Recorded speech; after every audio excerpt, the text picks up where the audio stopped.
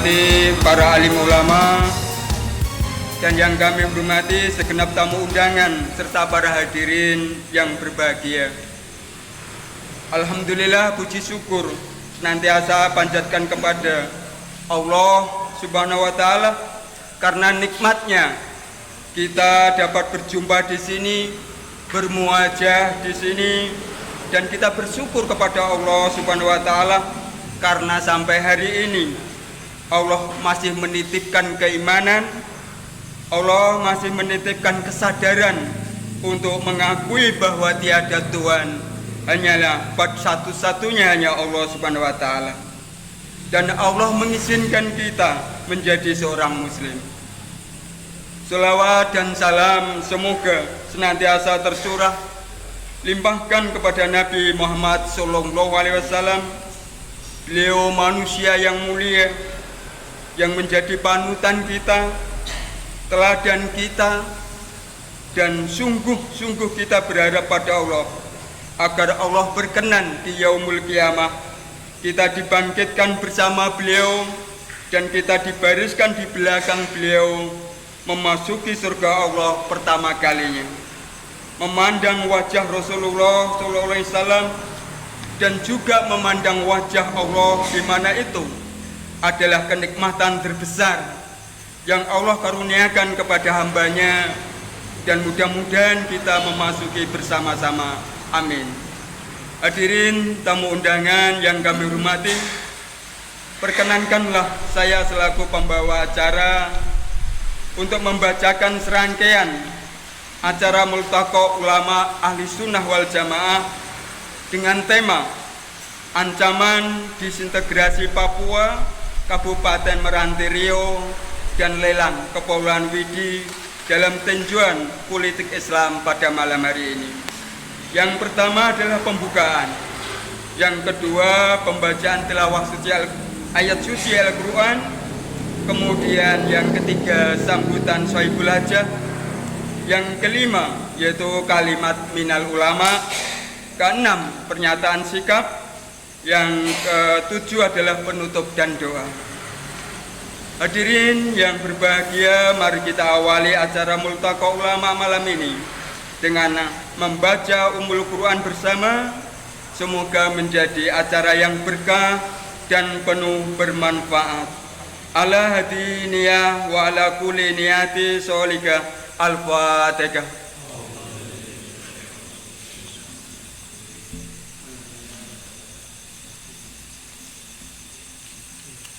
Ya, demikian pada pembukaan dengan pembacaan Ummul Quran ini bisa berjalan dengan lancar. Hadirin yang kami muliakan, Al-Quran merupakan kalamullah yang menjadi mukjizat bagi muslim sebagai sumber petunjuk dalam kehidupan, sumber hukum dalam Islam. Maka marilah kita dengarkan dan resapi bersama lantunan ayat suci Al-Quran yang akan dibacakan oleh saudara Akhina Ihsan. Untuk waktu dan tempat kami persilahkan.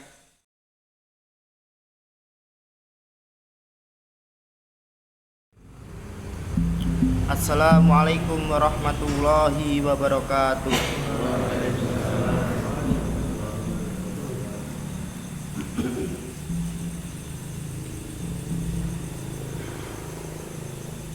A'udzu billahi minasy syaithanir rajim. Tilkar rusulu faddalna ba'dahum 'ala ba'd minhum man kallamallahu wa rafa'a ba'dahum darajat. Wa atayna Isa ibna Maryamal bayyinati wa ayyadnahu biruhil qudus. Walau sya'allahu maqtatalal ladina min ba'dihim min ba'di ma ja'atuhumul bayyinat min ba'dihim min ba'di ma ja'athumul bayyinatu walakin ihtalafu faminhum man amana wa minhum man kafar walau sya'allahu maqtatalu walakinnallaha yaf'alu ma yurid. Ya ayyuhalladzina amanu anfiqu mimma razaqnakum min qabli an ya'tiya yaumul la bay'un fihi wala khullatu wala syafa'ah wal kafiruna humud dhalimun. Allahu la ilaha illa huwal hayyul qayyum la ta'khudhuhu sinatu wala naum lahu ma fis samawati wa ma fil ard ma dzalladzi yashfa'u indahu illa bi'idnih ya'lamu ma baina aydihim wa ma khalfahum wa la yuhituna bi syai'in min ilmihi illa bima syaa wasi'a kursiyyuhus samawati wal ard wa la ya'uduhu hifdhuhuma wa huwal aliyyul azim. Shadaqallahul azim. Wassalamualaikum warahmatullahi wabarakatuh.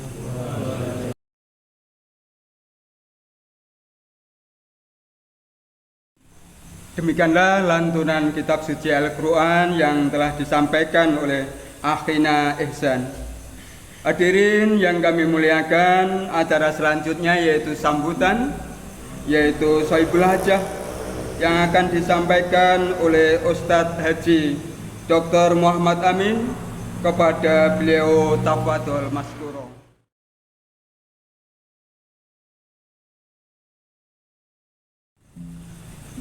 Assalamualaikum warahmatullahi wabarakatuh. Bismillahirrahmanirrahim. Alhamdulillahi rabbil alamin. Wassalatu wassalamu ala asyrafil anbiya wal mursalin wa ala alihi wa sahbihi ajma'in. Amma ba'du. Faya ayyuhal hadirun al-ulama al-afadil rahimakumullah. Jika pada hari-hari ini kita masih menyaksikan aneka macam kerusakan dan kezaliman, itu tidak lain adalah karena saat ini umat ini tidak sedang benar-benar taat kepada Allah Subhanahu wa taala. Mulai dari bencana alam berupa gempa, seorang rektor yang Pancasilais yang selalu menyinggung radikalisme yang ditujukan kepada dakwah tertangkap melakukan korupsi, kemudian kasus polisi tembak polisi, OPM yang semakin menunjukkan eksistensinya, hingga seorang bupati yang karena tidak puas menyatakan keinginannya untuk bergabung dengan negara tetangga. Semua itu merupakan bentuk-bentuk al-fasad yang dijelaskan oleh ayat suci yang mulia, zaharul fasadu fil barri wal bahri bima kasabat aydin nas. Telah nyata kerusakan di daratan dan di lautan oleh karena disebabkan kelakuan manusia, yakni kemaksiatan manusia. Yang mana hadirin rahimakumullah, ini diperkuat lagi dengan firman Allah Subhanahu wa taala dalam surat Toha ayat 124, di mana Allah menyatakan wa man a'rada an dzikri fa inna lahu ma'isatan dhanka wa nahsuruhu yaumal qiyamati a'ma. Barang siapa yang berpaling dari peringatanku, maka sesungguhnya baginya adalah kehidupan yang sempit dan akan kami bangkitkan nanti di hari kiamat dalam keadaan buta. Para hadirin ayyuhal ulama al-afadhil rahimakumullah, apa yang mesti kita lakukan, apa yang mesti para ulama lakukan, apa yang mesti oleh para pewaris Nabi lakukan. Para hadirin rahimakumullah, tidak lain adalah melakukan tazkirah, memberikan peringatan kepada umat ini bahwa kita harus kembali kepada syariat Islam secara kafah agar tercapai apa yang Allah firmankan, walau anna ahlal qura amanu wa taqaw la fatahna alaihim barakati minas sama'i wal ard. Jika saja penduduk satu negeri beriman dan bertakwa, maka pasti akan kami bukakan pintu barokah dari langit dan bumi. Hadirin rahimakumullah, itulah yang mesti diulang-ulang oleh para ulama agar umat ini menjadi sadar bahwa mereka harus kembali kepada kehidupan Islam, harus menegakkan Islam secara kafah. Ayyuhal ulama al-fadhil rahimakumullah, kami menyampaikan banyak terima kasih atas kehadiran penjina semua pada acara malam hari ini.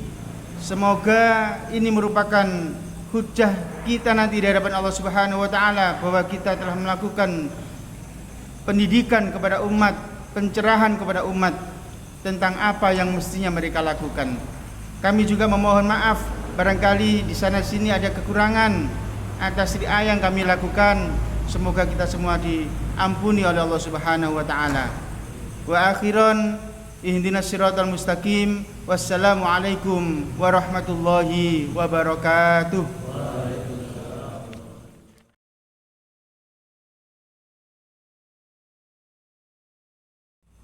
Kami sampaikan terima kasih kepada Ustadz Haji Dr. Muhammad Amin yang telah menyampaikan tadi.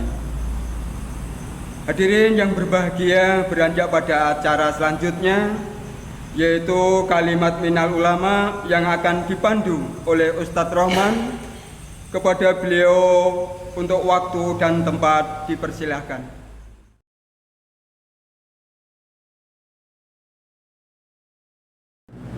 Assalamualaikum warahmatullahi wabarakatuh. Alhamdulillah wassalatu wassalamu ala asrofil anbiya wal mursalin wa ala alihi wa sahbihi ajma'in, amma ba'du. Faqala ta'ala fi kitabil karim, la in syakartum la azidanakum wa la in kafartum inna adzabil lasyadid. Al-ayah, sadaqallahul adzim. Para hadirin, para ulama, para kiai, para ustadz rahimakumullah, pertama-tama monggo kita haturkan rasa syukur kita kepada Allah Subhanahu wa taala, zat yang tiada Tuhan melainkan Ia, zat sesembahan manusia, pemilik langit, pemilik bumi, juga pemilik apa saja yang hidup di antara keduanya. Dialah Allah Azza wa Jalla yang telah memberikan kepada kita semua banyak sekali nikmat. Wabil khusus nikmat iman, nikmat Islam, yang dengan iman dan Islam itulah kita kelak menghadap Allah Subhanahu wa taala. Maka para hadirin yang kami hormati, marilah kita haturkan rasa syukur kita kepada Allah Subhanahu wa taala bi kholi hamdalah bersama-sama. Alhamdulillahirabbil alamin. Kemudian selawat serta salam senantiasa kita haturkan kepada Nabi Allah Muhammad sallallahu alaihi wasallam, keluarganya, sahabat-sahabatnya, juga seluruh umatnya yang senantiasa beristiqomah berjalan di atas sunnah-sunnah beliau.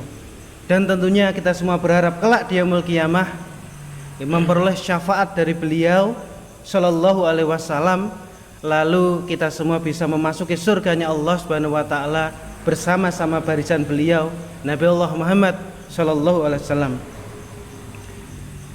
Ayyuhal ulama rahimakumullah, para hadirin yang tentunya dimuliakan oleh Allah Subhanahu wa taala, pada kesempatan yang penuh berkah ini kami ingin menghaturkan syukran jazakallahu khairan katsiran, terima kasih banyak atas waktu yang panjenengan sediakan, yang panjenengan korbankan semuanya untuk hadir dalam majelis yang penuh berkah ini, majelis Multaqa Ulama Ahlus Sunnah wal Jamaah Matraman, yang insyaallah dengan tema ancaman disintegrasi Papua, Kabupaten Meranti Riau, dan juga lelang Kepulauan Widi dalam tinjauan politik Islam. Ayyuhal ulama rahimakumullah, para hadirin yang kami hormati yang tentunya dimuliakan oleh Allah Subhanahu wa taala. Alhamdulillah pada kesempatan yang penuh berkah ini telah hadir di tengah-tengah kita guru-guru kita, ustadz-ustadz kita, ulama-ulama kita yang insya Allah akan memberikan beberapa materi, wejangan-wejangan yang insya Allah akan sangat bermanfaat untuk kita semua. Dan alhamdulillah langsung saja kami sebut, yang pertama Ustadz Haryadi, kedua Ustadz Andi, pengasuh Majelis Fikih Muamalah Darul Muhajirin Ngawi, yang ketiga Ustadz Gadi, tokoh Islam dan tokoh masyarakat Ngawi, yang keempat Ustadz Ahmad, guru kita semua, guru yang luar biasa, kemudian Ustadz Riono, tokoh umat, tokoh masyarakat, kemudian Ustadz Muzammil, pengasuh Majelis As-Safinah. Lalu berikutnya pernyataan sikap oleh tokoh kita, yaitu Ustadz Abu Rizki, yang insyaallah akan menyatakan pertanyaan sikap ulama pada forum Multaqa Ulama Ahlus Sunnah wal Jamaah Mataraman pada kesempatan malam yang penuh berkah ini. Ahlul ulama, para hadirin, para ustadz, para kiai yang kami hormati yang tentunya dimuliakan oleh Allah Subhanahu wa taala, langsung kami panggil, kami persilahkan waktu dan tempat untuk pemateri pertama, yaitu Al Ustadz Haryadi. Waktu dan tempat kami persilahkan.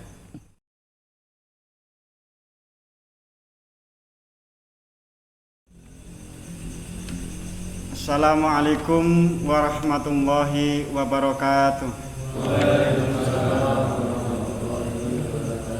Bismillahirrahmanirrahim. Alhamdulillahi rabbil alamin. Allahumma salli ala sayyidina Muhammad wa ala alihi wa sahbihi ajmain, amma ba'd. Hadirin para ulama rahimakumullah, syukur alhamdulillah pada Allah Subhanahu wa taala yang dimana telah memberikan banyak kenikmatan pada kita semua.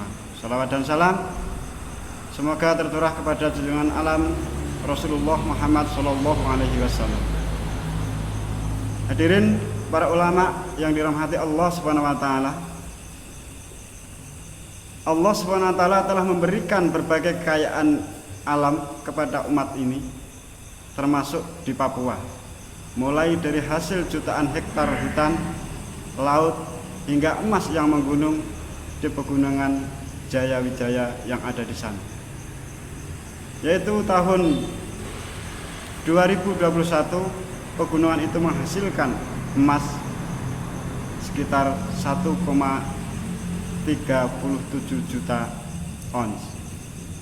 Dan juga di tahun 2022 tahun ini menghasilkan 1,59 juta ons. Sedangkan tambangnya di tahun 2021 sebesar 1.336 juta ons dan meningkat di tahun 2022 ini menjadi 1.604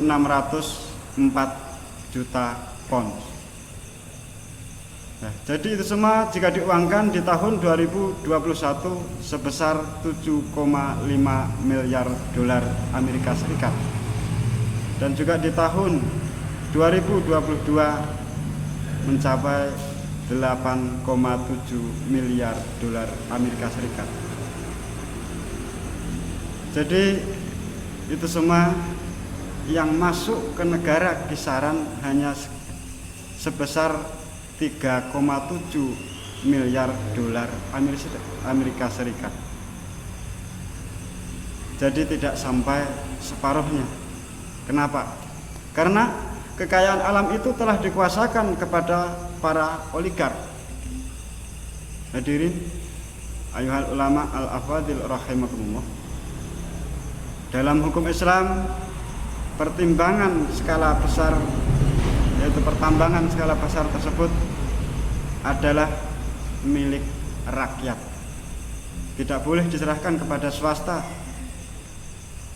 karena negara adalah sebagai pihak pengelola. Jika karena satu hal tidak mampu untuk mengelola tersebut, maka negara akan menyewa dan membayar pihak lain untuk mengambilkannya dari, yaitu perut bumi, yaitu untuk kepentingan si pemilik, yaitu adalah rakyat. Jadi sebagai aparat keamanan, mestinya TNI melindungi kekayaan yang Allah SWT berikan kepada rakyat, sehingga kekayaan tersebut akan benar-benar dapat dirasakan kebaikannya oleh rakyat. Ayuhal ulama al-afadil rahimakumullah. Jadi sistem pengelolaan tambang yang syar'i ini hanya akan dilaksanakan oleh sebuah negara yang menjadikan Al-Quran dan As-Sunnah, ijma' sahabat dan qiyas sebagai sumber hukum. Itulah negara khilafah. Maka dari itu, marilah kita bersama-sama, yaitu untuk memperjuangkan tegaknya syariat Islam secara kafah di dalam naungan daulah khilafah Al-Amin Haji Mabuah. Itu yang saya sampaikan, kurang lebihnya mohon maaf. Wa akhiran fastabiqul khairat. Wassalamualaikum warahmatullahi wabarakatuh.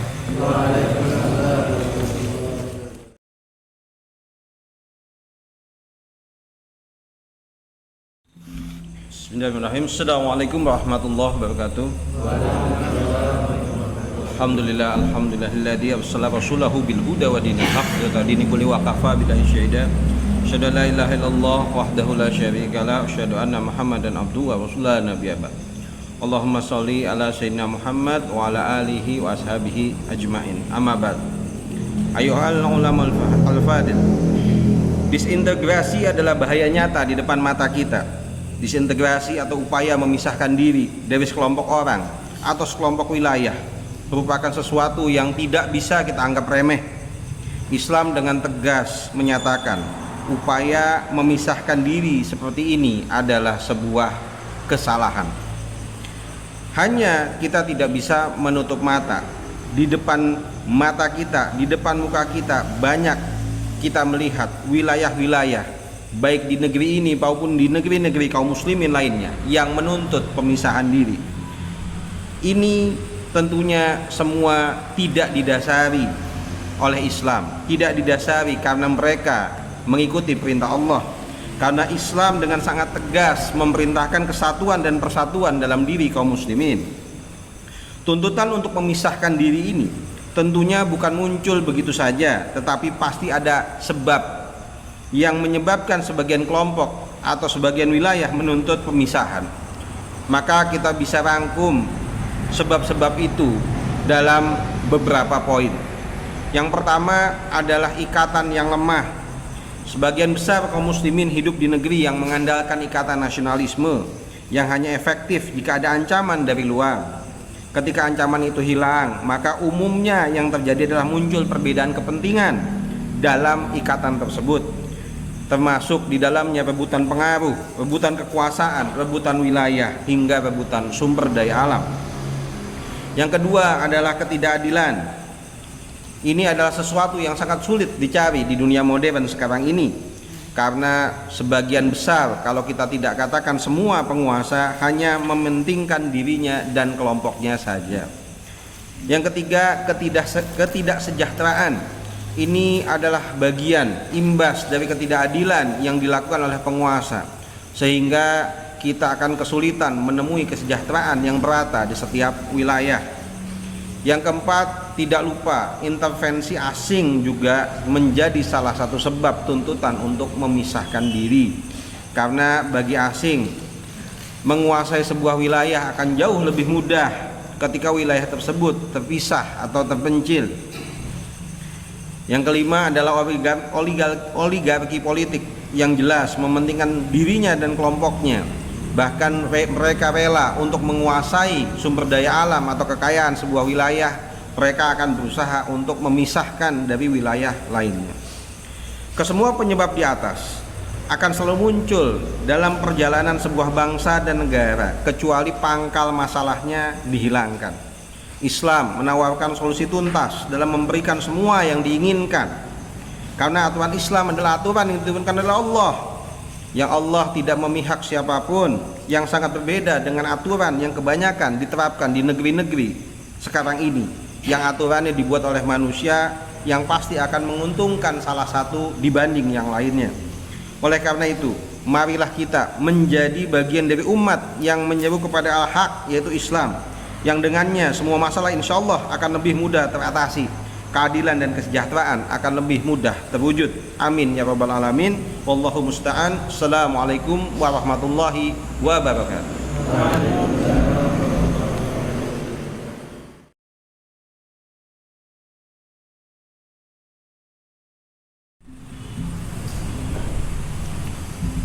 A'udzu billahi minasyaitonir rajim. Bismillahirrahmanirrahim. Assalamualaikum warahmatullahi wabarakatuh. Alhamdulillahirabbil alamin. Alladzi an'ama alaina wa hadana ala dinil Islam. Asyhadu an la ilaha illallah wa asyhadu anna Muhammadan abduhu wa rasuluh. Allahumma sholli wa sallim wa barik ala sayyidina Muhammad wa ala alihi wa sahbihi ajmain. Puji syukur alhamdulillahirabbil alamin. Segala puji hanya untuk Allah Subhanahu wa taala yang telah menganugerahkan nikmatnya kepada kita semuanya, rahmatnya kepada kita semuanya, dan kita diberikan petunjuk hidup yang berupa agama Islam ini. Mudah-mudahan Allah Subhanahu wa taala menguatkan iman Islam kita, diberikan hidayah kepada kita sehingga kita mampu untuk mengamalkan agama ini dengan kafah, dengan sempurna, sesuai yang dicontohkan baginda Rasul Muhammad sallallahu alaihi wasallam, sehingga kita termasuk umatnya dan kita mendapatkan syafaatnya di yaumul qiyamah. Allahumma amin. Saudaraku yang dirahmati Allah Subhanahu wa taala, sesungguhnya Islam ini adalah agama yang diturunkan oleh Allah Subhanahu wa taala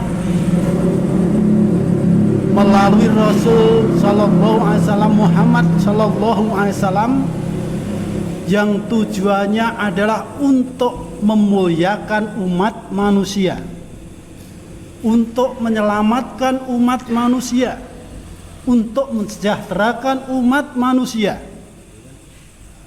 Hudal linnas, artinya setiap manusia sesungguhnya tatkala berpegang atas petunjuk Islam pasti akan selamat dunia dan akhiratnya.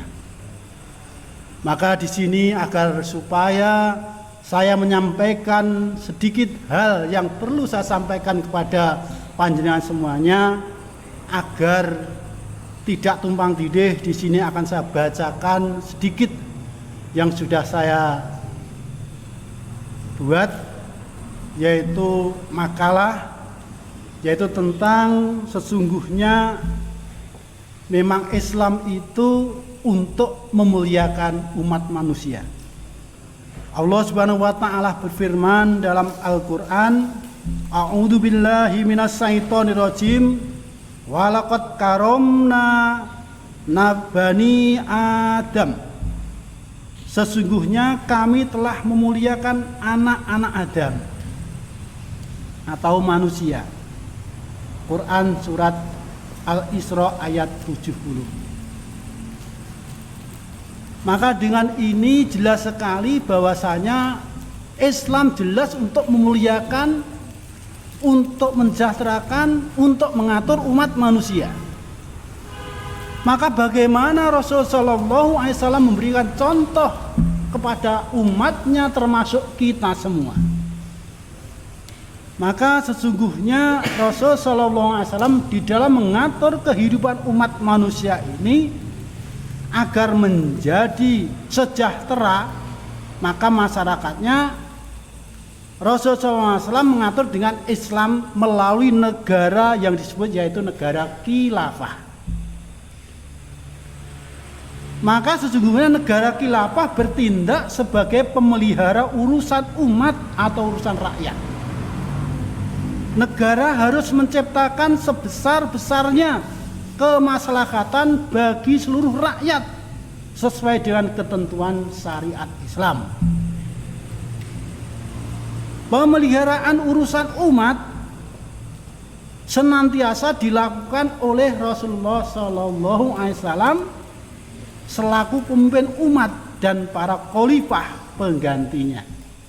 Nah, ini yang dicontohkan seperti itu oleh Rasulullah SAW.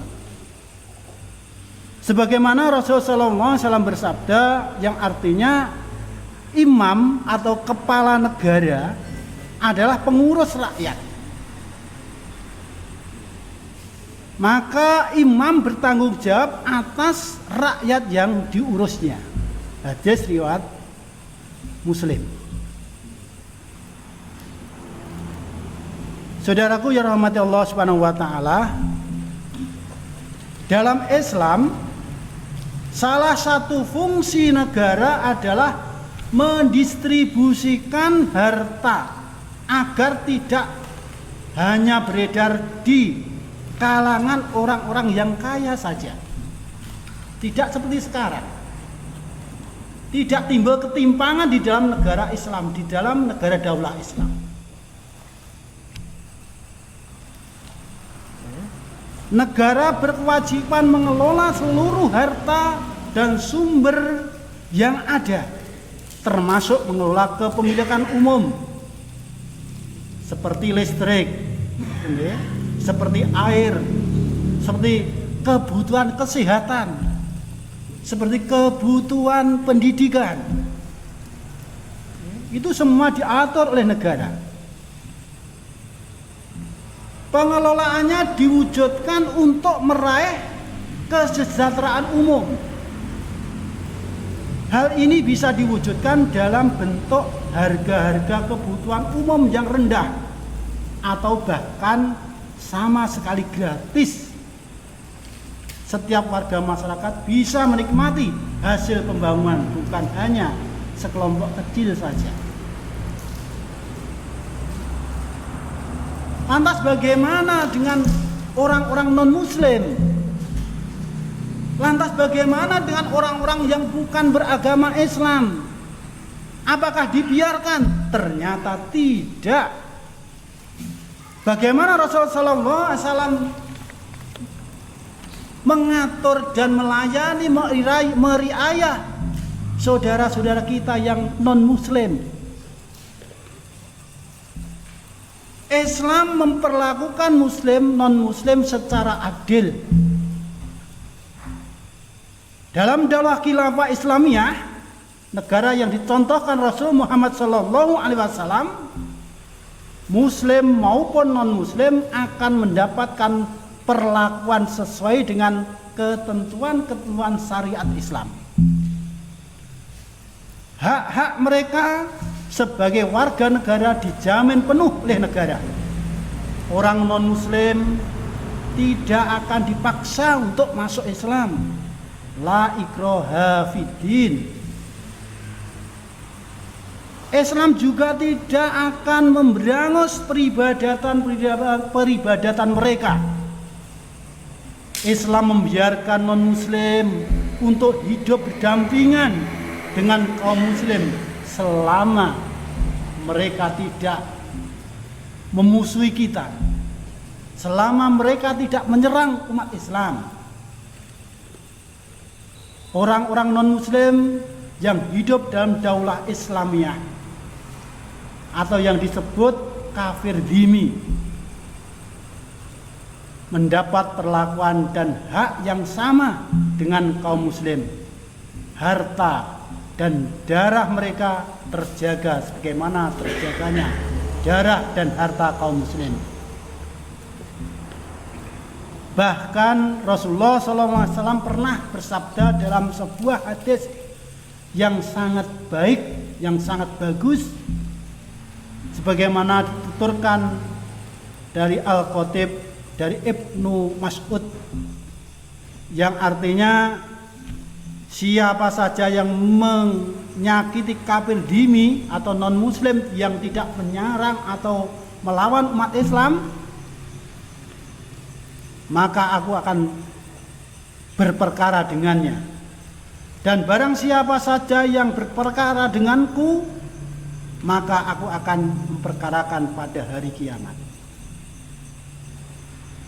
Hadis riwayat As-Suyuti As-Jami'ah As-Soghir. Saudaraku rahmati Allah Subhanahu wa taala, kafir dhimmi atau kafir yang non muslim yang tidak memusuhi umat Islam tidak akan pernah dipaksa meninggalkan agama mereka, tetapi mereka diwajibkan sekedar membayar jizyah. Mereka tidak dipungut biaya-biaya yang lain kecuali jika ada perjanjian dengan negara daulah khilafah. Jizyah atau pajak, yang namanya pajak dalam Islam itu jizyah, hanya dikenakan kepada laki-laki yang telah balik. Dan jizyah juga tidak dipungut dari orang-orang yang miskin, orang yang lemah, orang yang membutuhkan sedekah. Inilah sebagian dari kemuliaan Islam. Saudaraku rahmati Allah Subhanahu wa taala, sedikit dari contoh apa yang sudah diajarkan bagi Rasul Muhammad SAW, bagaimana meriayah umat Islam maupun non muslim sedemikian rupa, betul-betul sejahtera, betul-betul damai, betul-betul adil. Subhanallah. Coba kita berkaca dari hari ini, apakah yang namanya adil dan makmur yang selalu digembar-gemborkan oleh penguasa saat ini sudahkah tercapai? Padahal apa yang sudah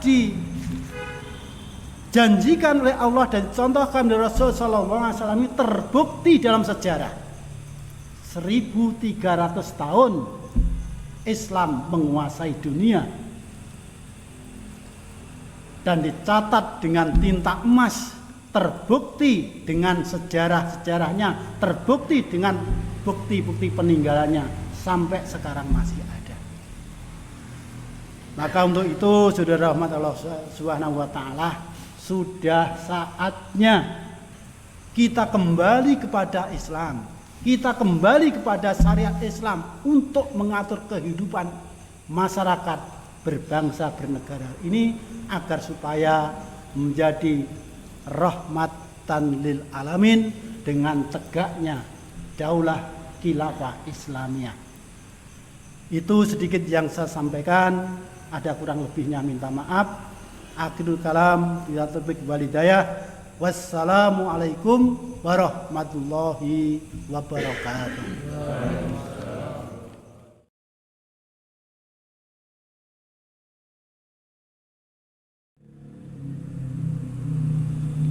Assalamualaikum warahmatullahi wabarakatuh.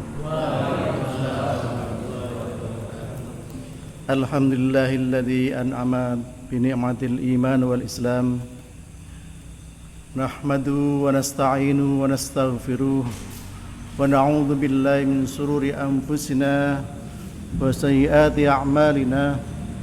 من يهد الله فلا مضل له ومن يضلل فلا هادي له أشهد أن لا إله إلا الله وحده لا شريك له وأشهد أن محمدا عبده ورسوله اللهم صل وسلم على محمد وعلى آله وصحبه ومن تبعهم بإحسان إلى يوم القيامة أما بعد أيها الحاضرون وبالخصوص أيها العلماء الفاضل rahimakumullah. Alhamdulillah pada malam hari ini kita dipertemukan Allah Subhanahu wa taala di majelis ini, di majelis Multaqa Ulama Aswaja Mataraman. Semoga pertemuan kita malam hari ini mendapatkan barokah dari Allah Subhanahu wa taala. Salawat dan salam senantiasa semoga tetap tercurahkan kepada baginda Nabi Muhammad sallallahu alaihi wasallam. Semoga kita bisa mengikuti uswah beliau dalam melaksanakan ajaran Allah Subhanahu wa taala, yakni ajaran Islam ini yang akan menyelamatkan dan membahagiakan kita dalam hidup di dunia hatta akhirah. Ayyuhal hadirun rahimakumullah. Pada kesempatan malam hari ini saya kok dikasih topik yang sedikit berbeda ya.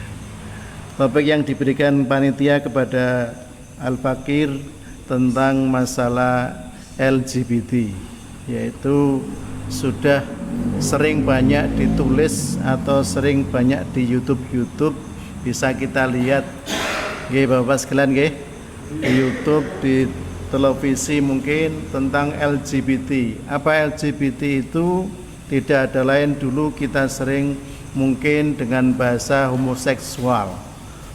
Pada masa dulu sejak zaman Nabiullah Lut alaihissalam ada satu hal yang sangat dibenci oleh Allah Subhanahu wa taala dalam hal ini, perilaku kaum Sodom, yang itu kemudian berkembang padahal di waktu itu sudah diazab oleh Allah Subhanahu wa taala.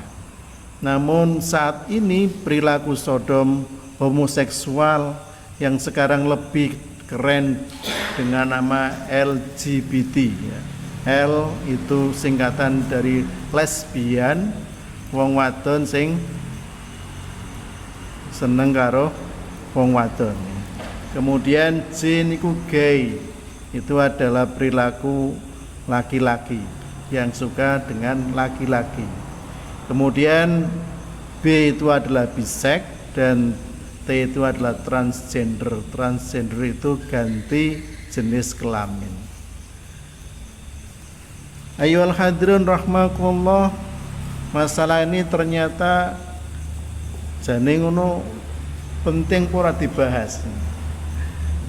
Ini adalah persoalan yang tidak sekedar persoalan yang mungkin di sekeliling kita mungkin tidak banyak, mungkin 1, 2, 3, 4, mungkin kita juga tidak tahu.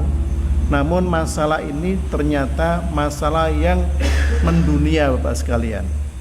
Masalah yang dibahas dan terjadi di seluruh dunia.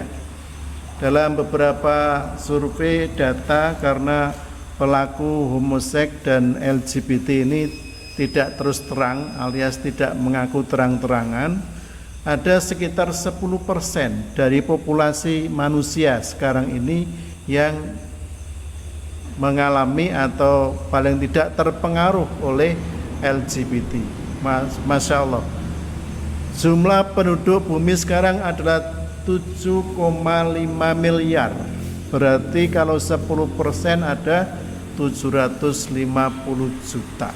Sebuah jumlah yang cukup fantastis, karena ini persoalan yang mengerikan. Di zaman Nabi Lut perilakunya diazab oleh Allah Subhanahu wa taala.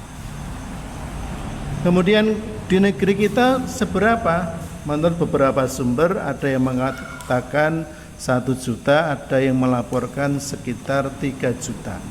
baik yang pelaku maupun yang terpengaruh oleh pelaku.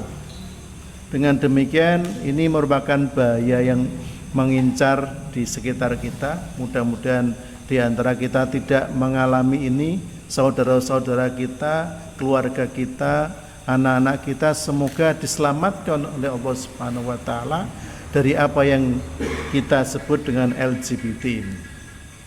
Ayyuhal hadirin rahmakumullah, ini menjadi fenomena yang memprihatinkan di dekade atau 10 tahun terakhir. Dan di tahun ini menjadi tahun yang cukup luar biasa karena banyak sekali promosi-promosi atau propaganda-propaganda dari para pelaku LGBT. Bahkan konon mereka sudah punya komunitas LGBT, baik yang resmi maupun tidak resmi. Kemudian terakhir kemarin kalau ada yang hobi nonton bola, di perhelatan Piala Dunia kemarin juga tidak lepas dari propaganda LGBT. Ada 7 negara peserta Piala Dunia kemarin yang mereka niatnya mau ngambek gitu ya, ngambek tidak ikut turnamen karena pemerintah Qatar melarang atau membatasi mereka yang pelaku LGBT untuk masuk ke Qatar. Namun dengan berbagai macam nego akhirnya ke-7 negara tersebut akhirnya ikut juga. Di antaranya ada Inggris, kemudian Belgia, ada Denmark, Swiss, Wales, dan juga Jerman. Padahal di sini ada juga Amerika sebenarnya. Cuman Amerika pada tahun ini tidak masuk di Piala Dunia. Kaum muslimin hadirin rahimakumullah, pegiat hak asasi manusia baik nasional maupun internasional itu memandang bahwa LGBT adalah kodrat dan harus diakui serta dihormati keberadaannya. Coba, ini adalah pegiat hak asasi manusia. Padahal hasil pengkajian berbagai pihak termasuk juga bidang kesehatan dalam hal ini menyimpulkan bahwa LGBT itu adalah bentuk penyimpangan yang harus diobati agar tidak menular di tengah-tengah masyarakat karena efek dan dampaknya ternyata luar biasa. Kaum muslimin hadirin rahimakumullah, para ulama al-fadin, larangan LGBT sesungguhnya terdapat di dalam Al-Quran dan As-Sunnah yang dipertegas dengan ancaman hukuman bagi pelakunya. Imam Malik dan juga Imam Syafi'i serta Imam Ahmad mengatakan bahwa tindakan homoseksual atau LGBT itu kepadanya diwajibkan untuk dihukum dengan diberikan hukuman had. Karena apa? Karena Allah Subhanahu wa taala memperberat hukuman bagi pelakunya dalam Al-Qur'an. Sehingga pelakunya harus mendapatkan hukuman seperti hadnya zina. Karena adanya makna perzinaan di dalam masalah homoseksual itu. Menurut ulama Asy-Syafi'iyah, hukuman had bagi pelaku homoseksual itu adalah sama dengan hukuman had pada zina. Jika pelakunya muhson atau sudah beristri atau bersuami, maka wajib dirajam sampai mati. Sedangkan jika pelakunya ghairu muhson, maka dicambuk 100 kali dan diasingkan. Cukup berat hukumannya. Maka secara tegas, kita umat Islam pasti menolak keberadaan LGBT, apalagi propaganda. Apalagi dipropagandakan. Namun ada pertanyaan besar, mengapa LGBT itu dipropagandakan dan siapa yang mempropagandakan? Jika kita runut, maka masalah ini tidak hanya merupakan masalah lokal, namun merupakan masalah dunia. Sehingga yang mempropagandakan adalah kekuatan yang menginginkan kerusakan masyarakat, utamanya umat Islam tentunya. Hal ini dikarenakan negara-negara yang membolehkan LGBT itu adalah negara-negara sekuler, negara-negara yang tidak memihak kepada agama, bahkan menganggap agama itu sesuatu yang tidak penting. Agama cukup hanya untuk urusan pribadi. Untuk urusan masyarakat, agama tidak boleh ikut-ikut campur. Untuk urusan masyarakat, maka mereka, akal pikiran mereka, hukum dan undang-undang mereka lah yang berbicara. Itulah negara sekuler. Sehingga maklum negara-negara semacam ini membolehkan LGBT, karena dalam pikiran mereka tidak diharamkan LGBT di tengah masyarakat. Barangkali mereka LGBT itu hanya tidak boleh di dalam masjid atau di gereja dan sebagainya. Padahal LGBT itu biasa dan lumrah terjadi di luar masjid, di luar gereja dan sebagainya. Kaum muslimin hadirin rahmatullah, oleh karena itu demi misi mereka untuk senantiasa berkuasa dan menjajah negeri-negeri muslim, maka LGBT, propaganda LGBT ini juga menjadi salah satu ikon perjuangan mereka untuk agar kaum muslimin tidak maju, agar kaum muslimin terganggu dengan LGBT. Oleh karena itu, kaum muslimin hadirin rahmatullah, untuk membendung propaganda mereka, propaganda LGBT, dibutuhkan kekuatan negara yang negara itu konsisten dalam melarang atau dalam membendung LGBT. Dan negara demikian itu hanya ada pada negara yang melaksanakan syariat Allah, yakni syariat Islam. Pertanyaannya, adakah sekarang ini negara yang melaksanakan syariat Islam secara menyeluruh? Apakah kalau kita mendengar Saudi Arabia atau Irak atau Iran atau yang kemarin di Piala Dunia ada negara Qatar yang konon mempromosikan, memperkenalkan Islam di perhelatan Piala Dunia kemarin? Kaum muslimin, mereka itu baru melaksanakan sebagian, belum keseluruhan. Lalu negara mana? Saat ini, hadirin yang dirahmati Allah Subhanahu wa taala, tidak ada negara yang melaksanakan syariat Islam secara menyeluruh. Kalau dulu ada, yakni negaranya Rasulullah SAW, yang kemudian dilanjutkan oleh para khalifahnya, para khalifah sesudahnya sampai dengan kekhilafan Turki Utsmani. Bentuk negara yang diwariskan Rasulullah SAW ini tidak hanya mampu menyelesaikan masalah-masalah keduniaan, namun diberkahi dengan pahala karena melaksanakan syariat Allah Subhanahu wa taala. Dengan negara seperti inilah insya Allah masalah LGBT dan juga masalah-masalah yang lain akan terselesaikan. Allahu a'lam bishawab. Demikian, mudah-mudahan Allah Subhanahu wa taala memberikan ampunan kepada Al-Fakir atas kesalahan, kealpaan Al-Fakir, dan mudah-mudahan ada benarnya menjadikan berkah bagi kita semuanya. Assalamualaikum warahmatullahi wabarakatuh.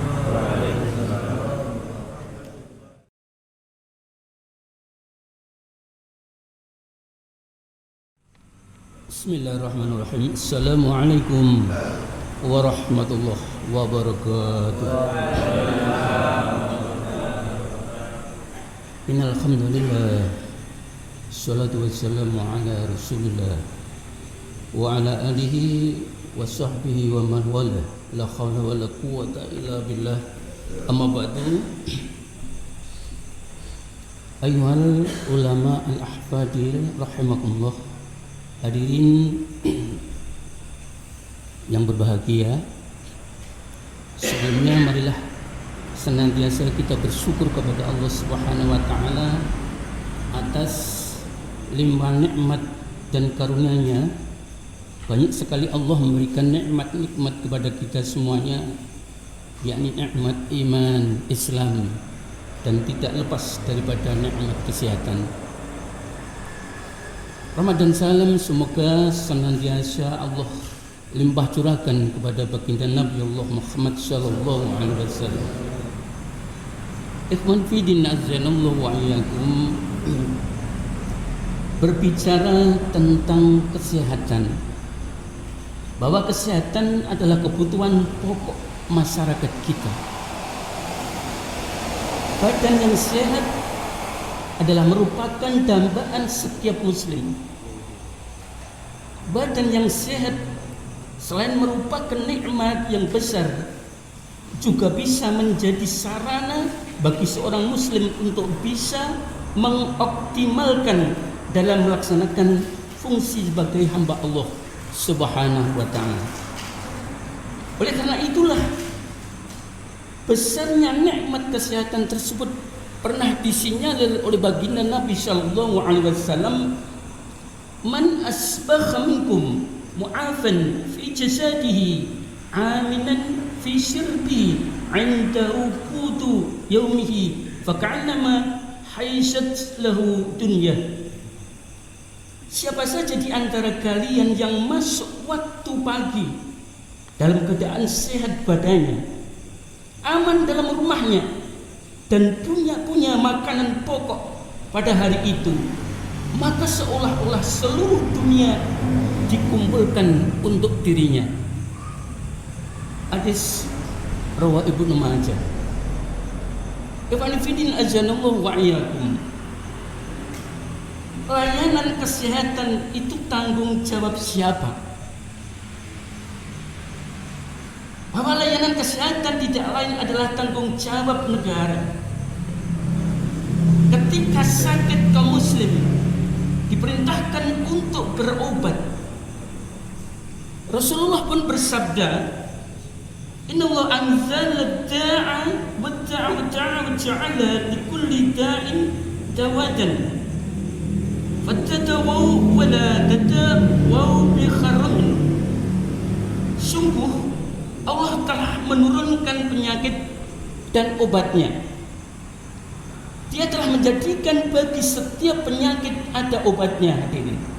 Oleh karena itu, berobatlah dan jangan berobat dengan sesuatu yang haram. Hadis rawi Abu Daud.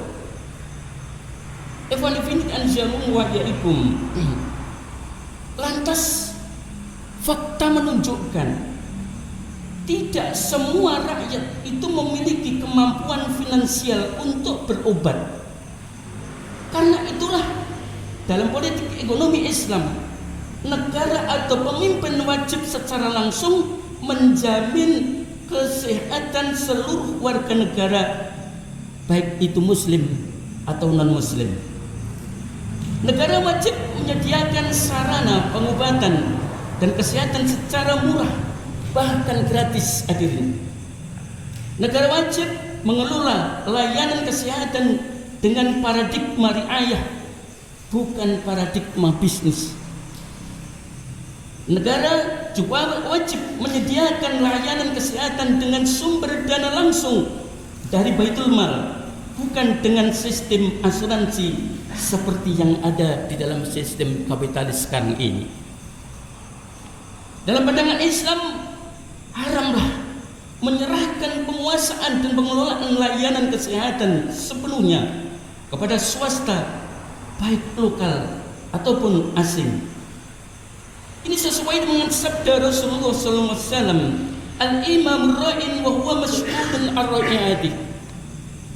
Pemimpin negara adalah pengurus rakyat dan dia bertanggung jawab atas rakyat yang diurusnya. Rawi Al-Bukhari. Salah satu tanggung jawab pemimpin negara adalah menyediakan layanan kesehatan dan pengobatan bagi rakyatnya secara cuma-cuma alias gratis. Dalilnya adalah kebijakan Nabi Muhammad SAW dalam posisi ketika beliau sebagai kepala negara yang pernah mengirim dokter gratis untuk mengobati salah satu warganya, yakni Ubay bin Ka'ab yang saat itu dalam kondisi sakit. Diriwayatkan ketika Nabi SAW mendapatkan hadiah seorang dokter dari Muqawqis, yakni Raja Mesir. Beliau menjadikan dokter itu sebagai dokter umum bagi masyarakat umum.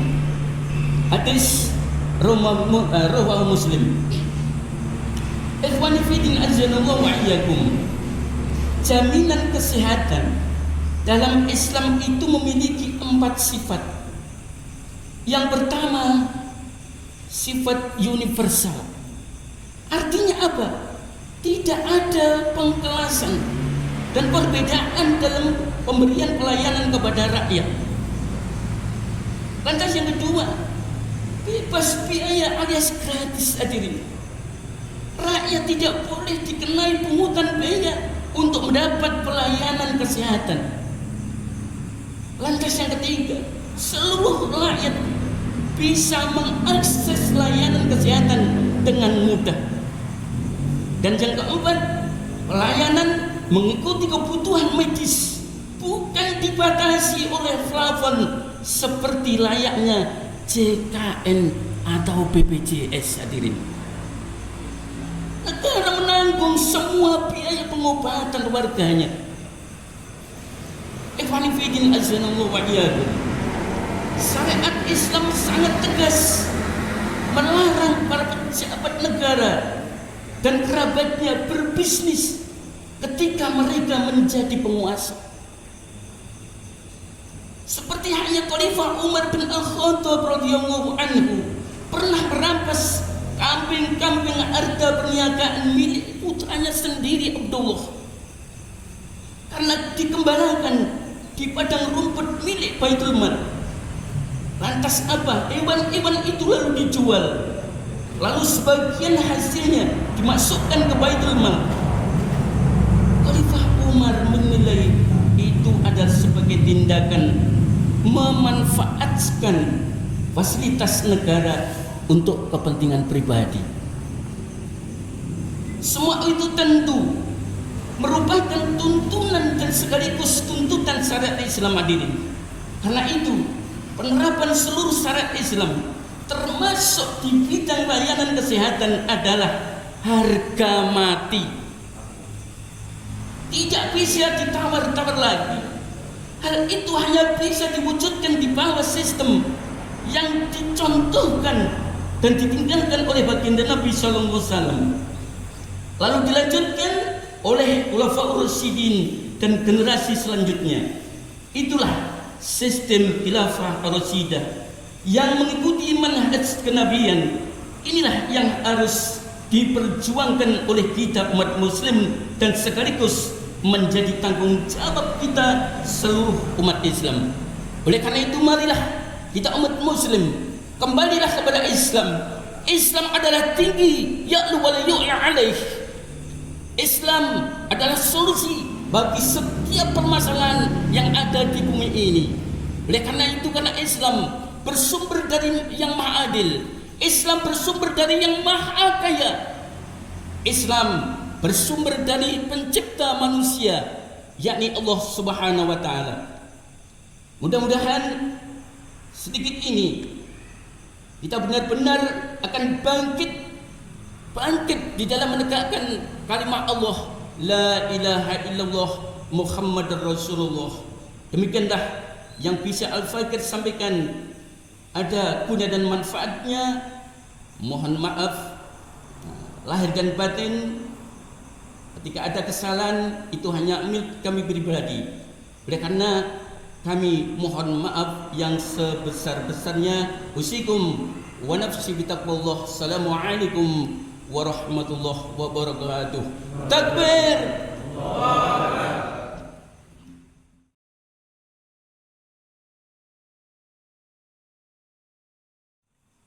Assalamualaikum warahmatullahi wabarakatuh.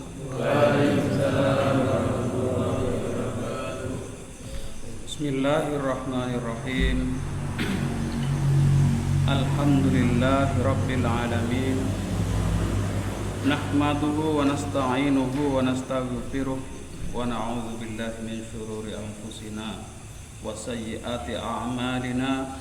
May yahdihillahu fala mudilla lahu ومن يضلل فلا هادي له أشهد أن لا إله إلا الله وأشهد أن محمدا عبده ورسوله اللهم صل وسلم وبارك على سيدنا محمد وعلى آله وأصحابه أجمعين أما بعد أيها العلماء الأفاضل ويا أيها المسلمون الكرام.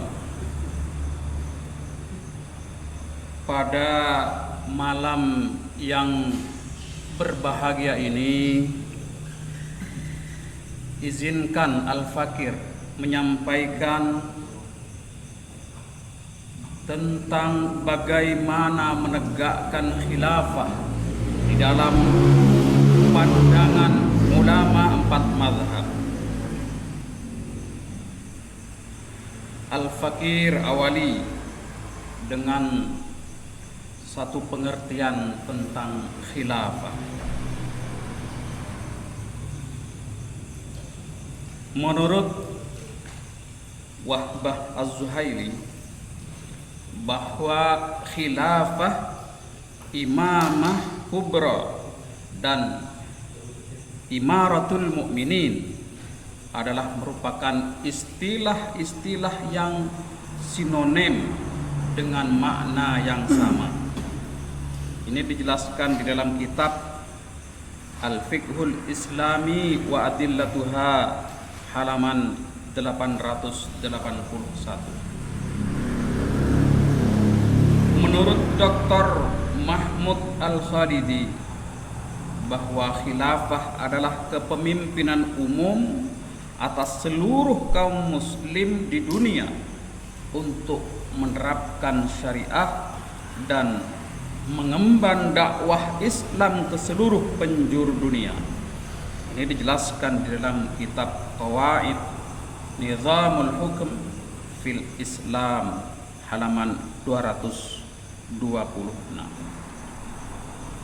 Karena merupakan istilah Islam, khilafah adalah bagian dari ajaran Islam sebagaimana sholat, puasa, zakat, haji. Apalagi menegakkan khilafah adalah wajib hukumnya menurut syariat Islam. Saudara kaum muslimin rahimakumullah, kalau kita tahu bahwa wajib itu terbagi menjadi 2 macam, yaitu wajib syar'i dan wajib akli. Wajib syar'i adalah kewajiban yang jika tidak dilaksanakan maka akan berdosa bagi pelakunya. Menegakkan khilafah adalah kewajiban syar'i sebagaimana kewajiban sholat, puasa, zakat, haji, dakwah, jihad dan lain sebagainya. Sedangkan wajib akli adalah kewajiban yang jika tidak dikerjakan akan menghasilkan sesuatu yang salah tetapi tidak berdosa bagi pelakunya. Seperti 2 tambah 2 sama dengan 4. Itu pasti benar menurut akal. Dan jika dijawab 2 tambah 2 sama dengan 5, sama dengan 6, sama dengan 7, maka jawaban itu adalah jawaban yang salah. Tetapi tidak berdosa bagi pelaku, bagi orang yang menjawab salah 2 tambah 2 sama dengan 7 dan sebagainya. Saudara kaum muslimin rahimakumullah, khilafah adalah merupakan tajul furud, mahkota kewajiban.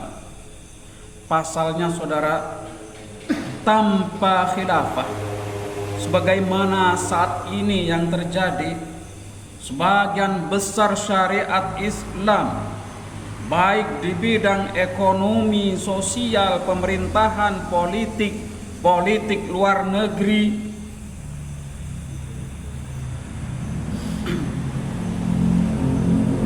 dan lain sebagainya adalah terabaikan, sangat terabaikan.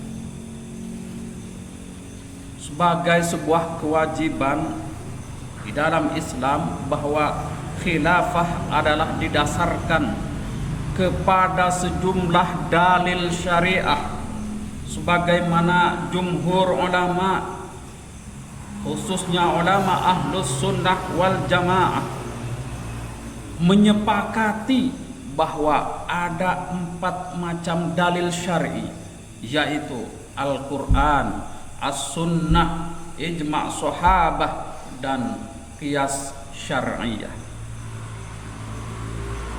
Dengan dalil-dalil yang jelas, Al-Quran, As-Sunnah, Ijma' Sahabah, Qiyas Syar'iyah, maka ada kesepakatan dari 4 imam mazhab tentang wajibnya menegakkan khilafah. Syekh Abdurrahman Al-Jaziri wafat pada tahun 1360 Hijriah menegaskan bahwa para imam mazhab yang 4 telah bersepakat bahwa imarah, bahwa khilafah adalah wajib hukumnya untuk ditegakkan. Ini dijelaskan di dalam kitab Al-Fiqh ala Madhab Al-Arba'ah, halaman 416. Imam Ibnu Hajar Al-Asqalani juga menjelaskan bahwa para ulama telah sepakat bahwa wajib mengangkat seorang khalifah dan bahwa kewajiban itu adalah berdasarkan syariah, bukan berdasarkan akal, saudara.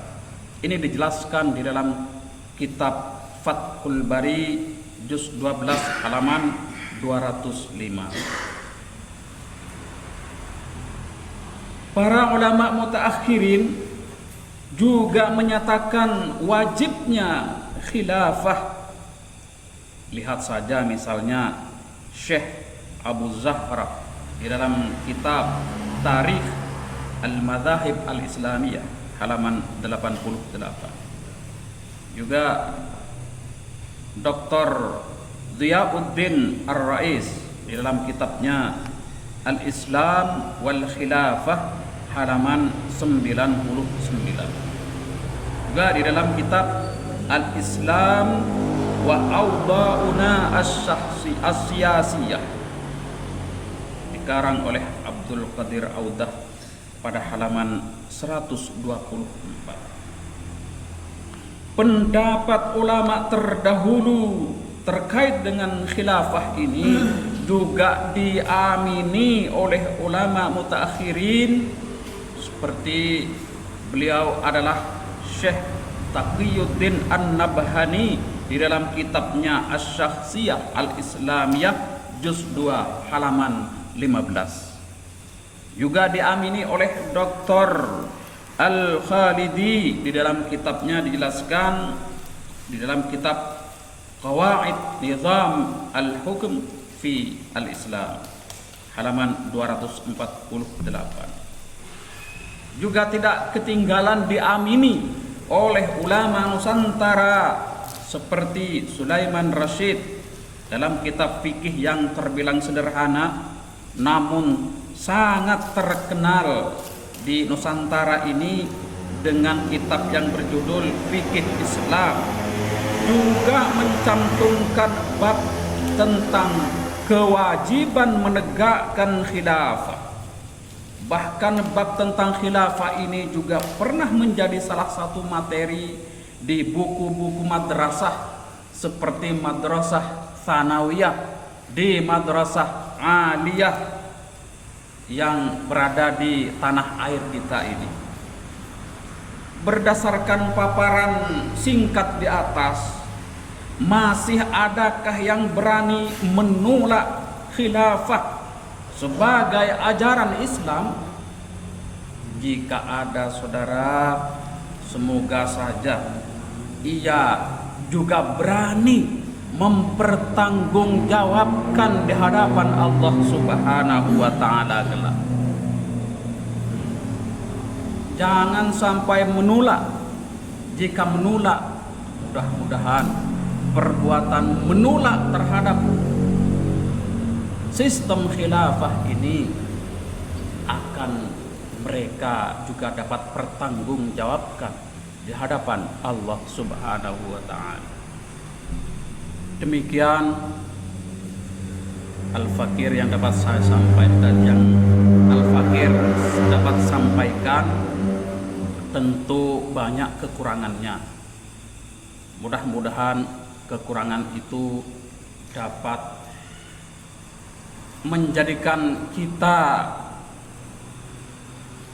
lebih berpikir kembali bahwa bagaimana membenahi kekurangan-kekurangan itu sehingga menjadi satu yang bermanfaat, kelebihan yang bermanfaat bagi kita semuanya, yang kedepannya akan menjadikan kita menjadi orang-orang yang bertakwa, beriman. Dengan modal takwa dan iman, itulah kita semuanya akan sangat dihargai di hadapan Allah Subhanahu wa ta'ala. Akhirul kalam, wabillahi taufiq wal hidayah. Assalamualaikum warahmatullahi wabarakatuh.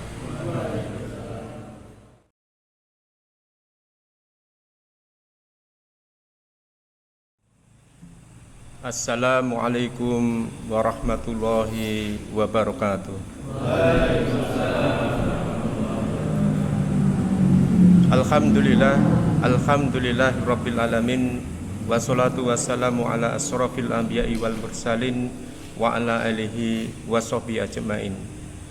Huwaladzi arsala rasulahu bil huda wa dinil haq liyudhhirahu ala dini kullih wa kafa billahi syahida. Asyhadu alla ilaha illallah, asyhadu anna Muhammadan abduhu wa rasuluh, la nabiyya ba'dah. Rabbi shrah li sadri wa yassir li amri wahlul 'uqdatam min lisani yafqahu qawli. Amma ba'du.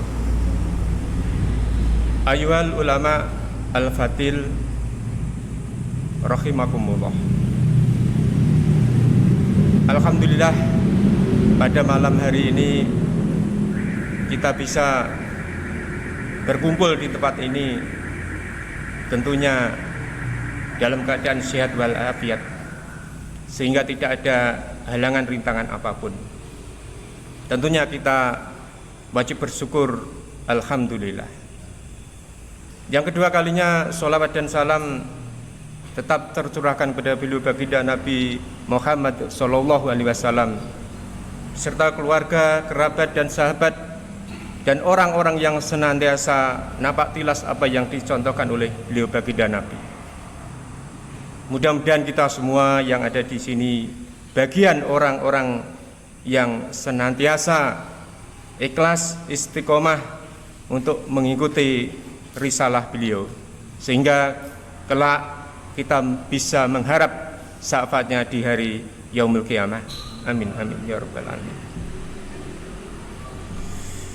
Ayyuhal ulama al-fadil, sikap pernyataan ulama Aswaja Mataraman, ancaman disintegrasi Papua, Kabupaten Meranti Riau dan lelang Kepulauan Widi dalam tinjauan politik Islam.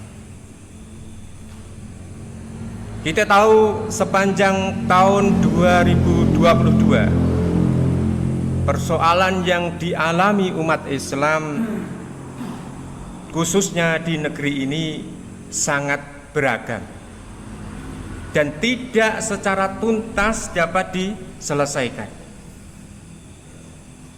Ragam persoalan itu masih seperti tahun-tahun yang dulu. Korupsi yang dilakukan oleh para pejabat yang paling sok Pancasilais, yang selalu mengopinikan negatif syariah dan khilafah,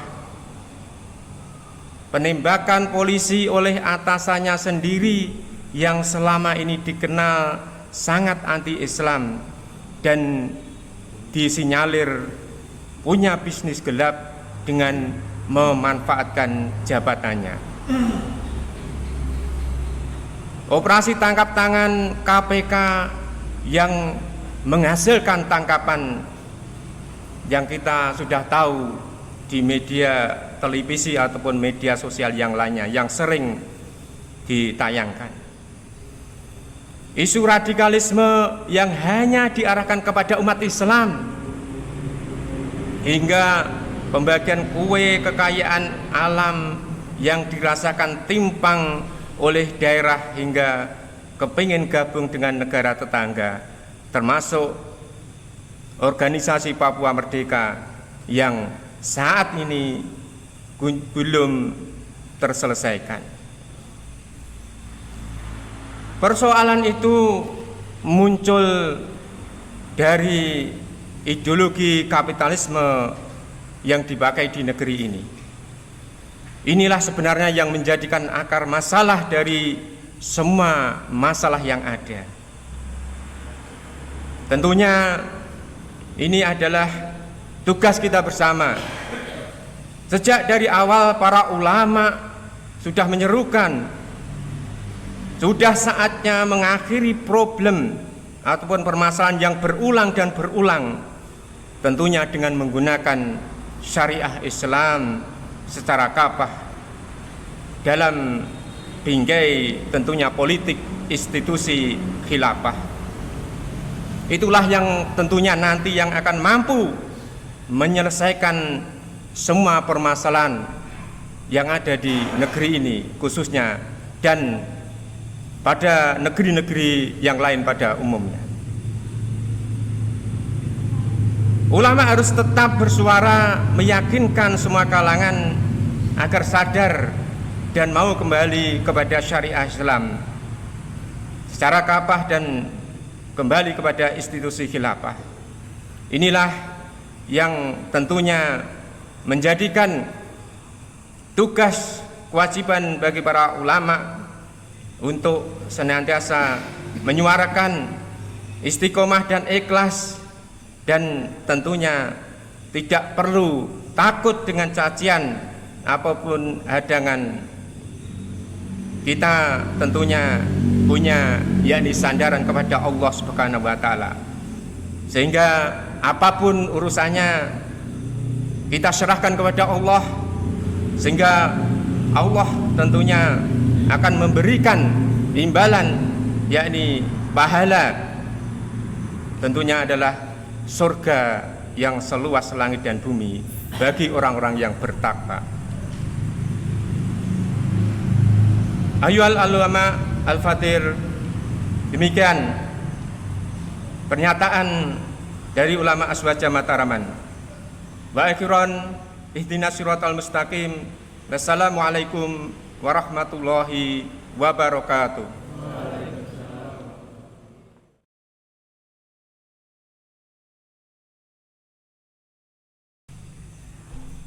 Para hadirin forum atau majelis Multaqa Ulama Aswaja Mataraman yang dimuliakan oleh Allah Subhanahu wa taala.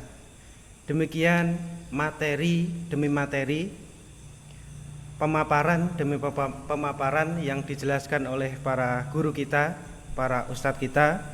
Tentunya itu semua akan memberikan cakrawala baru, tambahan ilmu baru kepada kita semua. Dan tentunya para hadirin yang kami hormati, itu akan menambah keimanan kita, ketakwaan kita kepada Allah Subhanahu wa taala. Para hadirin yang kami hormati, yang tentunya dimuliakan oleh Allah Subhanahu wa taala, sebelum kita masuk pada penutup, izinkan Al-Fakir bertanya kepada para hadirin semua. Siapkah panjenengan berjuang bersama secara ikhlas, secara bahu-membahu menegakkan syariat Allah Subhanahu wa taala? Siap? Siap, yakin? Siap. Allahu Akbar. Kemudian kami kembalikan kepada MC. Kurang lebihnya kami mohon maaf. Akhirul kalam wal taufiq wal hidayah. Assalamualaikum warahmatullahi wabarakatuh.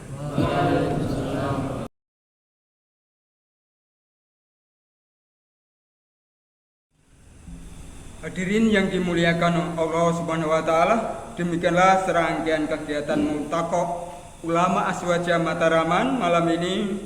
Sebelum kita tutup acaranya, mari kita panjatkan doa kepada Allah Subhanahu wa taala. Semoga acara ini mampu menguatkan ukhuwah dalam barisan dakwah dan menjadi acara yang bermanfaat bagi umat. Baik, kepada Ustadz Darsono, tafadhol maskuro untuk menyampaikan doa.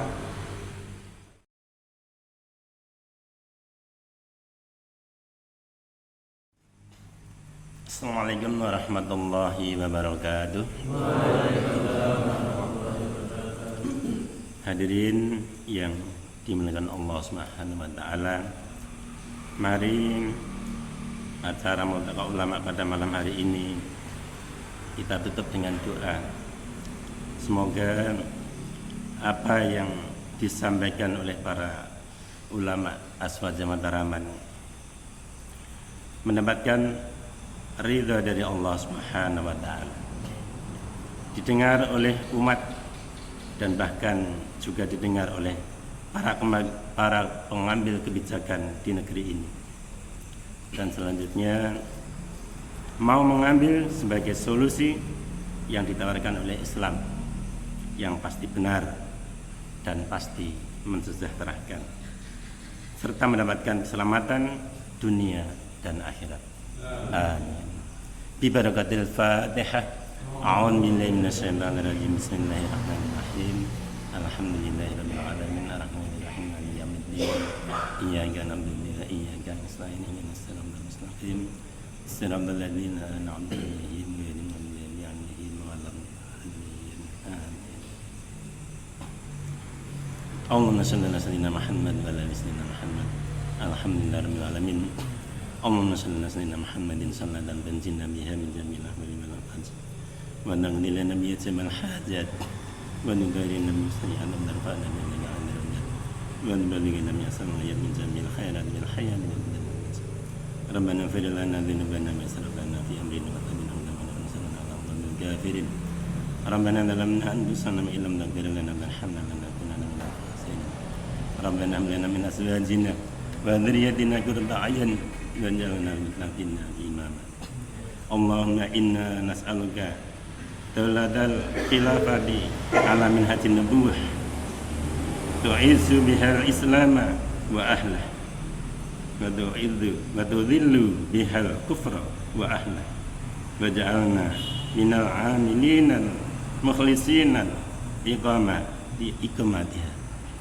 Allahumma Rabbana Allahumma inna nas'aluka salamatan fid din wa afiyatan fil jasad wa izzatan fil 'ilmi wa barakatan fil rizqi wa tabattan minal maut wa rahmatan minal maut wa maghfiratan minal maut. Allahumma habin 'alaina fi sakaratil maut wa najata minan nar wa rahmatil hisab. Rabbana la tuzigh qulubana ba'da idh hadaytana wa hab lana min ladunka rahmah innaka antal wahhab. Ya Allah, sampaikan sholawat dan salam bagi junjungan kami Muhammad sallallahu alaihi wasallam dan keluarganya serta para sahabatnya serta mereka yang berdakwah padamu dengan dakwah Islam dan siapa saja yang berpegang pada sunnah nabimu serta siapa saja yang mengikuti rasulmu dalam kebaikan hingga hari akhir kelak. Ya Allah, ampunilah kami juga kedua orang tua kami dan kasihanilah mereka berdua sebagaimana mereka menyayangi kami sejak kecil. Ya Allah, ampunilah kaum muslimin dan muslimat, kaum mukmin dan mukminat, baik yang masih hidup maupun yang sudah wafat. Ya Allah, jadikan kami memiliki iman yang sempurna, menunaikan segala kewajiban darimu, mengemban dakwahmu, berpegang teguh dengan Islam, menghindari hal tidak berguna, zuhud terhadap dunia, penuh harap pada akhirat, ridha atas qada, bersyukur atas segala nikmat, dan sabar atas segala musibah darimu. Ya Allah, jadikanlah negeri kami dan seluruh negeri kaum muslimin tempat yang baik dan menyenangkan. Ya Allah, siapa saja yang berniat buruk pada kami, sibukkan dia dengan dirinya. Dan siapa saja yang hendak menutupi kami, maka tutuplah ia dan jadikanlah kebinasaan darinya untuk membinasakan dirinya. Ya Allah, jadikan kami dalam lindungan-Mu, dalam keamananmu, kebaikanmu, keindahanmu, dan jagalah kami dengan pandanganmu yang tak pernah tidur, dan peliharalah kami dengan tiangmu yang tak pernah runtuh. Ya Allah, rahmatilah umat Muhammad sallallahu alaihi wasallam, rahmat yang sempurna yang membebaskan dari neraka dan memasukkan ke surga. Ya Allah, siapapun orang dan umat Muhammad yang kami cintai dan mendakwai kami, maka beratkanlah timbangan kebaikannya dan kokohkan imannya, dan jadikan ia di dalam surga Firdaus-Mu yang tinggi. Dan siapapun orang dan umat Muhammad yang berbuat salah dan menyangka dirinya dalam kebenaran, maka kembalikanlah ia dalam kebenaran dengan kembali yang sebaik-baiknya. Ya Allah, jadikan kami juga bagi saudara-saudara kami kaum muslimin kehidupan yang baik, yang mudah, penuh cinta dan persaudaraan. Dan jadikanlah kami orang yang bergembira, yang dipermudah, dan jangan jadikan kami orang-orang kesulitan dan berpaling darimu. Ya Allah, jadikanlah Al-Quran yang mulia sebagai pelembut hati kami, cahaya penglihatan kami, penghilang duka kami. Ya Allah, jadikan Quran sebagai pengajar kami dari kebodohan, mengingat kami dalam kealpan, rezekikan bagi kami bacaannya selama malam dan sepanjang siang hari. Ya Allah, jadikan kami orang yang menghalalkan apa yang dihalalkan Al-Quran, mengharamkan apa yang diharamkannya, membacanya dengan benar. Jadikanlah Al-Quran sebagai petunjuk dalam kehidupan kami, penerang dalam kubur kami, penjaga dari neraka, dan penuntun kami menuju surga. Ya Allah, kami meminta padamu daulah khilafah alamin haji nubuwah, yang dengannya jayalah al-Islam dan para pemeluknya, dan terhinalah dengannya kekufuran dan pemeluknya. Dan jadikan kami bagian dari para pejuang yang ikhlas dalam menegakkannya. Amin. Amin ya rabbal alamin. Allahumma shalli ala sayyidina Muhammad wa asyilil zalimina bidzalimin wa asyilil zalimina bidzalimin wa akhrijna min bainihim salimin wa ala alihi wa sahbihi ajma'in. Subhana rabbika rabbil izzati amma yasifun wa salamun alal mursalin walhamdulillahi rabbil alamin. Assalamualaikum warahmatullahi wabarakatuh.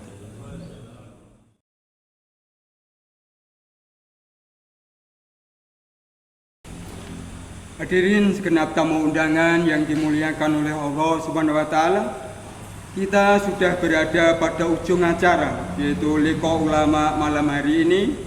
Mari kita tutup dengan bacaan hamdalah. Alhamdulillah. Saya selaku pembawa acara mohon maaf bila terdapat kesalahan, baik perkataan maupun perbuatan. Akhir kata, billahi fisabilil haq wastabiqul khairat. Wassalamualaikum warahmatullahi wabarakatuh.